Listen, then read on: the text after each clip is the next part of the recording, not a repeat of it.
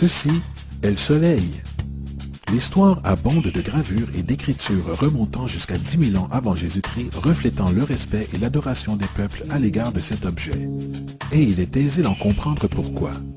Car chaque matin, le soleil se lève apportant visibilité, chaleur et sécurité, sauvant les hommes des ténèbres de la nuit froide, sombre et remplie de prédateurs. Sans lui, les civilisations comprirent que les cultures ne pousseraient pas et que la vie sur la planète ne durerait pas. Ces réalités firent du soleil l'objet le plus admiré de tous les temps. De la même manière, elles étaient également très conscientes des étoiles. Le suivi du mouvement des étoiles leur permettait de reconnaître et d'anticiper des événements qui ne se reproduisaient que sur de longues périodes, comme les éclipses et les pleines lunes. Ils cataloguèrent alors les groupes célestes en ce que nous appelons aujourd'hui des constellations. Ceci est la croix du zodiaque, une des images conceptuelles les plus anciennes de l'histoire de l'homme. Elle représente le soleil passant figurativement à travers les 12 constellations principales au cours d'une année. Elle représente aussi les 12 mois de l'année, les 4 saisons et les solstices et équinoxes. Le terme zodiaque fait référence au fait que les constellations étaient anthropomorphes ou personnifiées comme individus ou animaux. En d'autres termes, les premières civilisations ne suivaient pas seulement le soleil et les étoiles, elles les personnifiaient aussi avec des mythes élaborés impliquant leurs mouvements et leurs relations. Le soleil, avec ses qualités de donneur et sauveur de vie, fut personnifié comme représentant du Créateur invisible, ou Dieu. Il était appelé le soleil de Dieu, la lumière du monde, le sauveur de l'espèce humaine. Ainsi, les constellations représentèrent des sites de voyage pour le soleil de Dieu et furent identifiées par des noms, représentant en général des événements naturels observés durant cette période. Par exemple, le Verseau, le porteur d'eau qui apporte les pluies du printemps. Lui, c'est Horus. Il est le dieu du soleil. En Égypte, aux alentours de 3000 ans avant Jésus-Christ, il est la représentation anthropomorphe du soleil et sa vie est une série de mythes allégoriques impliquant le mouvement du soleil dans le ciel. De par les anciens hiéroglyphes en Égypte, nous avons une bonne connaissance de ce messie solaire. Par exemple, Horus, étant le soleil ou la lumière, avait un ennemi connu sous le nom de Seth. Et Seth était la personnification des ténèbres de la nuit. Métaphoriquement parlant, chaque matin Horus gagnait la bataille contre Seth, alors que la nuit tombant, Seth vainquait Horus et l'envoyait en enfer. Il est important de noter que le concept de ténèbres contre la nuit ou de bien contre mal est l'une des dualités mythologiques les plus omniprésentes jamais connues et est toujours d'actualité à de nombreux niveaux. En gros, l'histoire d'Horus est la suivante.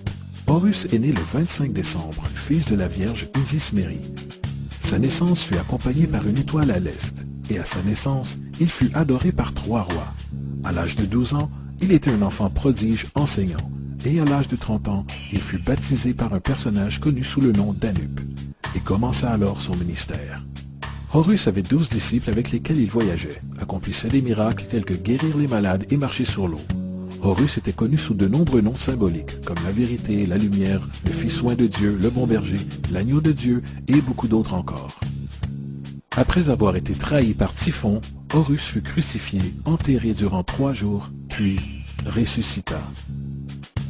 Ces attributs d'Horus, qu'ils soient originels ou non, semblent s'être diffusés dans de nombreuses cultures, car beaucoup d'autres dieux se trouvent avoir la même structure mythologique. Attis de Phrygie, né de la Vierge Nana un 25 décembre, fut crucifié, placé dans une tombe, et après 3 jours, il ressuscita. Krishna d'Inde, né de la Vierge de Vaki, avec une étoile à l'est annonçant son arrivée, accomplit des miracles avec ses disciples et après sa mort, ressuscita. Dionysos de Grèce, né d'une vierge un 25 décembre, il était un enseignant ambulant qui accomplissait des miracles tels que changer l'eau en vin. On l'appelait le roi des rois, l'unique fils de Dieu, l'alpha et l'oméga, et par de nombreux autres noms. Et après sa mort, il ressuscita. Mitra, de Perse, né d'une vierge un 25 décembre, avec 12 disciples, accomplissait des miracles et après sa mort fut enterré durant 3 jours, puis il ressuscita. On l'appelait également la vérité, la lumière et par de nombreux autres noms. Il est intéressant de noter que le jour sacré de Mitra était le dimanche. Le fait est qu'il y a de nombreux sauveurs de différentes périodes de part et d'autre du globe qui adhèrent à ces caractéristiques générales. La question demeure, pourquoi ces attributs? Pourquoi la naissance virginale un 25 décembre? Pourquoi la mort de 3 jours avant l'inévitable résurrection? Pourquoi 12 disciples ou adeptes?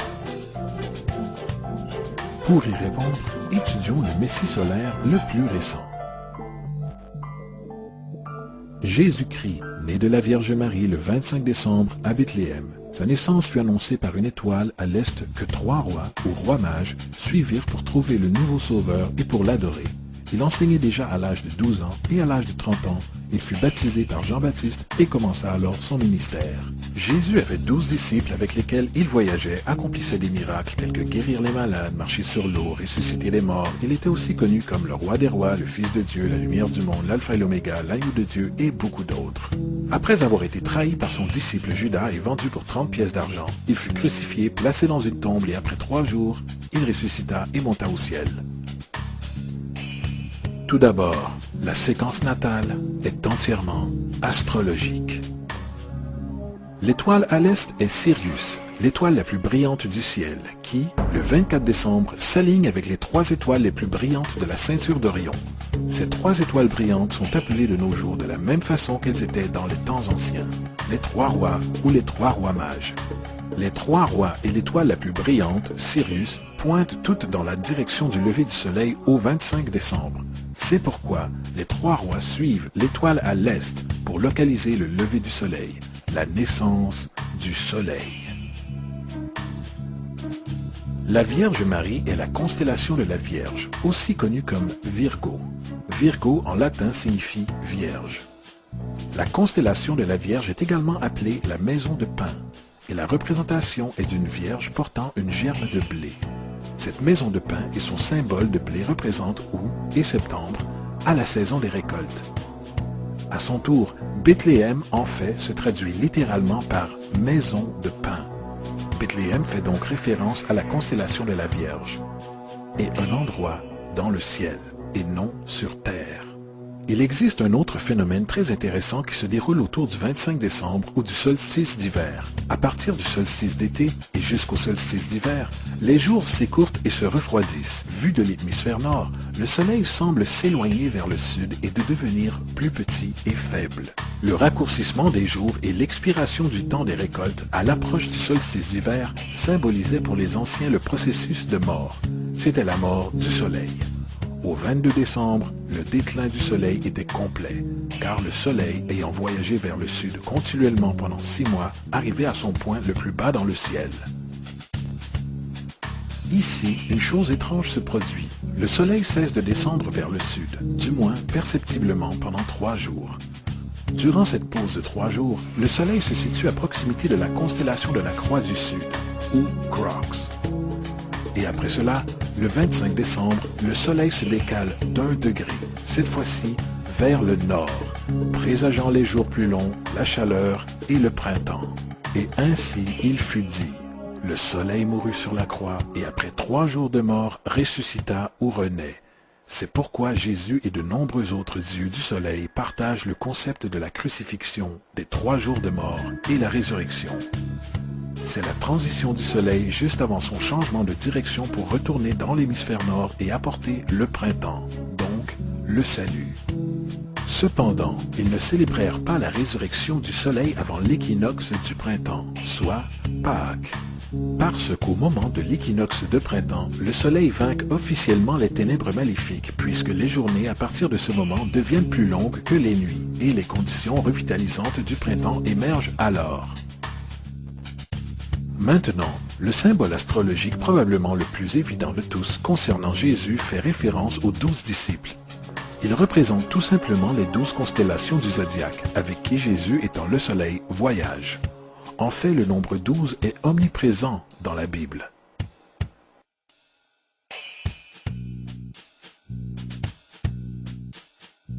Revenons à la croix du zodiaque, la vie figurative du soleil. Cela n'était pas seulement l'expression artistique, ni un outil pour suivre le mouvement du soleil, c'était aussi un symbole spirituel païen qui ressemblait à cela.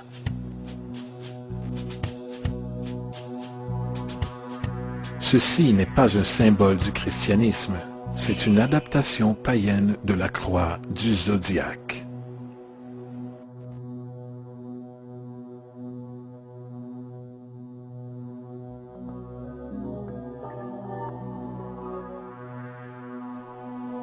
C'est pourquoi Jésus, dans l'art occulte primitif, est toujours dépeint avec sa tête sur la croix, car Jésus est le soleil, le Fils du soleil, la lumière du monde, le Sauveur ressuscité qui va revenir, comme il le fait à chaque matin, la gloire de Dieu qui défend contre les méfaits des ténèbres.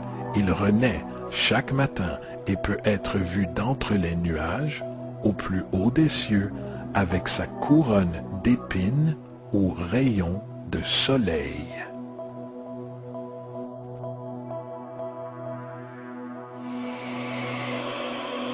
Maintenant, une des plus importantes des nombreuses métaphores astrologico-astronomiques de la Bible concerne les ères.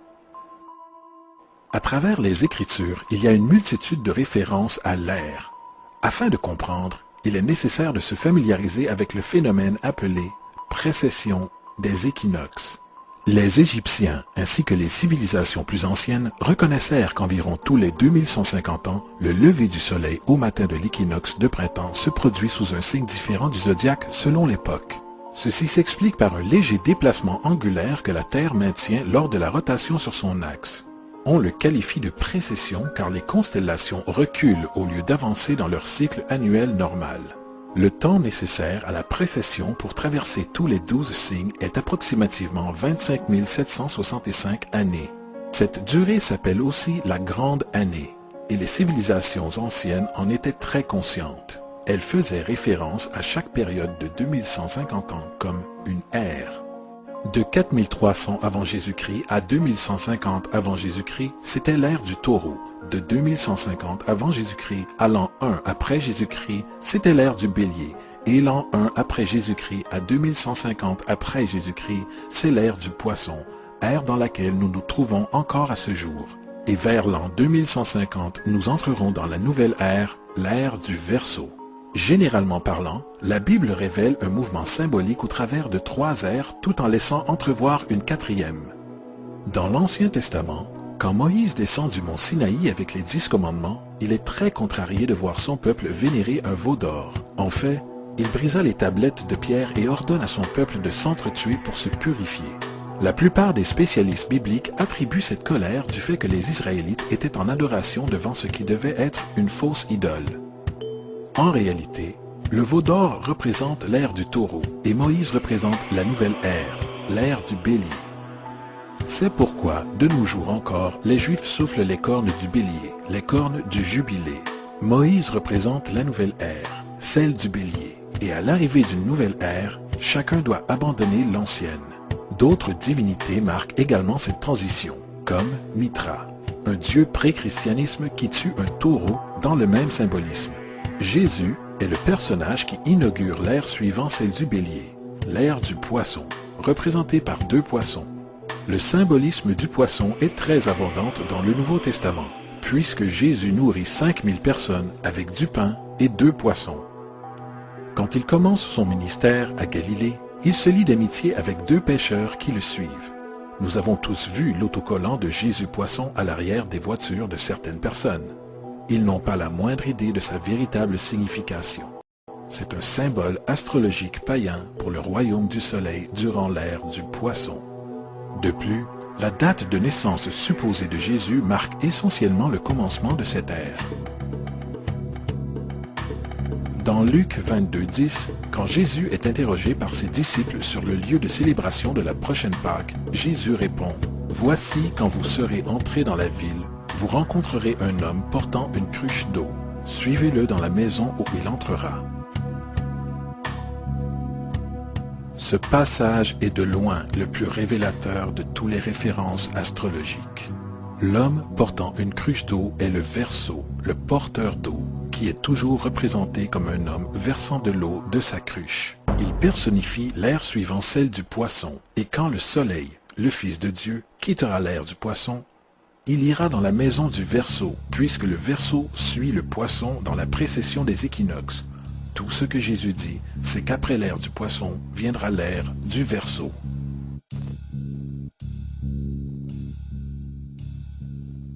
Nous avons tous entendu parler de la fin des temps et la fin du monde. Mis à part les caricatures du livre des Révélations, La source principale de cette idée vient de Matthieu 28:20, où Jésus dit « Je serai avec vous jusqu'à la fin du monde ». Cependant, dans la version du roi Jacques, « monde » est une erreur de traduction parmi tant d'autres. En fait, le mot employé est « ion », qui veut dire « âge » ou « ère ».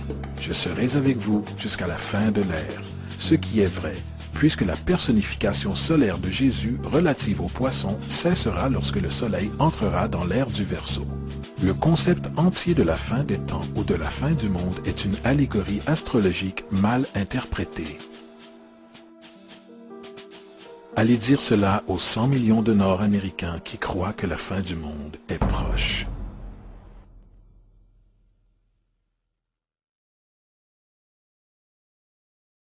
De plus, le personnage de Jésus, un hybride littéraire et astrologique, est explicitement un plagiat du dieu soleil égyptien Horus.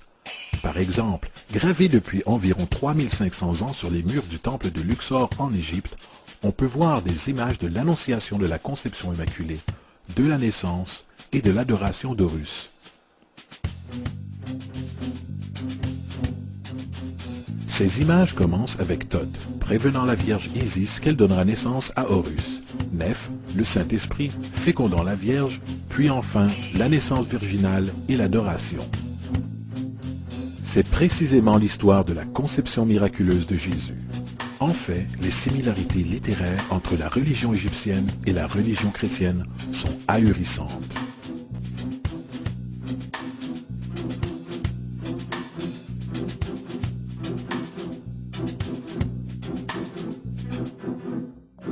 Et le plagiat continue.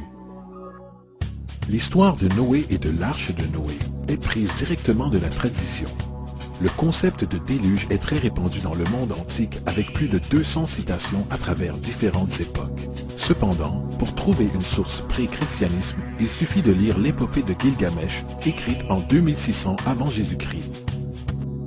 Ce récit traite d'un déluge commandé par Dieu, d'une arche accueillant des animaux sauvés et même du lâcher et du retour d'une colombe. Tous ces faits et beaucoup d'autres est en commun avec le récit biblique. Il y a le plagiat de l'histoire de Moïse. À la naissance de Moïse, il est dit qu'il fut placé dans un panier de roseaux et laissé à la dérive dans une rivière afin d'échapper à un infanticide. Plus tard, il fut sauvé par une princesse qui l'éleva en tant que prince. Cette histoire de bébé dans un panier a été directement reprise du mythe de Sargon d'Akkad qui date d'environ 2250 avant Jésus-Christ. Sargon, bébé naissant, fut placé dans une corbeille de roseaux afin d'échapper à un infanticide et fut laissé à la dérive dans une rivière. Il fut ensuite sauvé et élevé par Aki, une sage-femme royale. De plus, Moïse est connu comme le porteur des lois, le porteur des 10 commandements, la loi de Moïse. Toutefois, l'idée de loi transmise par un dieu à un prophète sur une montagne est aussi un thème très ancien. Moïse n'est qu'un porteur de loi parmi une longue lignée de porteurs de loi dans l'histoire mythologique. En Inde, Manu était le grand porteur de loi. En Crète, Minos descendit du mont Dictée où Zeus lui donna les lois sacrées. Alors qu'en Égypte, il y avait Mysès qui portait des tablettes de pierre sur lesquelles les lois de Dieu étaient inscrites. Manu, Minos, Mysès, Moïse. Et tant qu'aux 10 commandements, ils ont été directement sortis du chapitre 125 du livre des morts égyptien. Ce qui était formulé dans le livre des morts par la phrase « Je n'ai pas volé » est devenu « Tu ne voleras point ». « Je n'ai pas tué » est devenu « Tu ne tueras point ». « Je n'ai pas menti » est devenu « Tu ne porteras point de faux témoignages contre ton prochain ».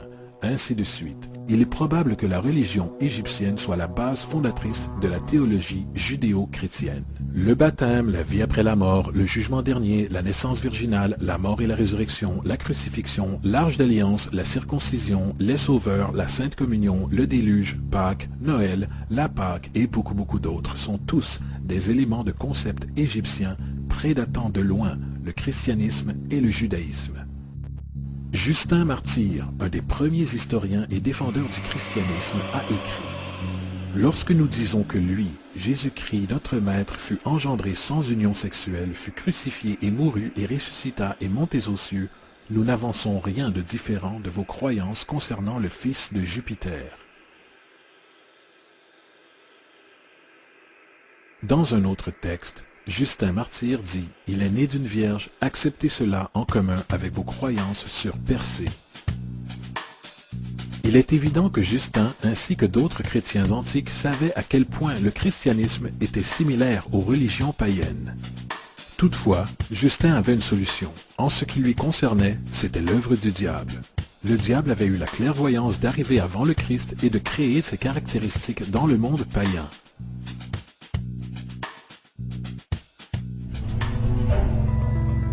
Fundamentalist Christianity, fascinating. These people actually believe the world is 12,000 years old.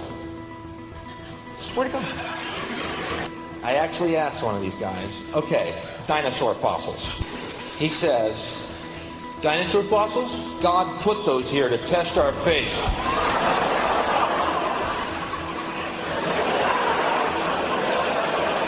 I think God put you here to test my faith, dude. La Bible n'est rien d'autre qu'un hybride littéraire astro-théologique, comme pratiquement tous les mythes religieux la précédant. En fait, le transfert d'attributs d'un personnage à un autre peut être retrouvé dans la Bible elle-même. Dans l'Ancien Testament, il y a l'histoire de Joseph. Joseph était un prototype de Jésus. Joseph est né d'une naissance miraculeuse. Jésus est né d'une naissance miraculeuse. Joseph avait 12 frères. Jésus avait 12 disciples. Joseph fut vendu pour 20 pièces d'argent. Jésus fut vendu pour 30 pièces d'argent. Son frère, Judas, suggéra de vendre Joseph. Son disciple, Judas, suggéra de vendre Jésus. Joseph entreprit son œuvre à l'âge de 30 ans. Jésus entreprit son œuvre à l'âge de 30 ans. Les analogies n'en finissent pas.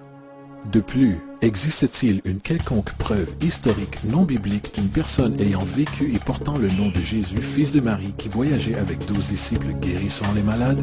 De nombreux historiens vivaient autour de la Méditerranée pendant ou juste après la présumée vie de Jésus.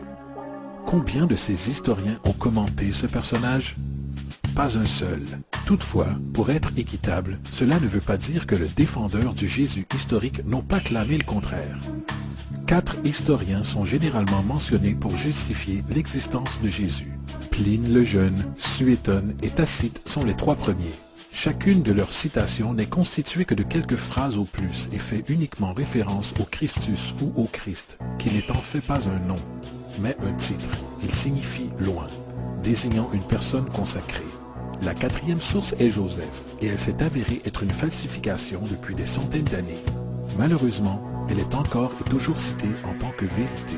On pourrait penser qu'un homme qui revint d'entre les morts, qui monta au ciel à la vue de tous et qui accomplissait la multitude de miracles qu'on lui a attribués, aurait réussi à figurer dans les écrits historiques. Ce ne fut pas le cas, car une fois les preuves soupesées, il y a de très fortes probabilités que le personnage nommé Jésus n'ait jamais existé.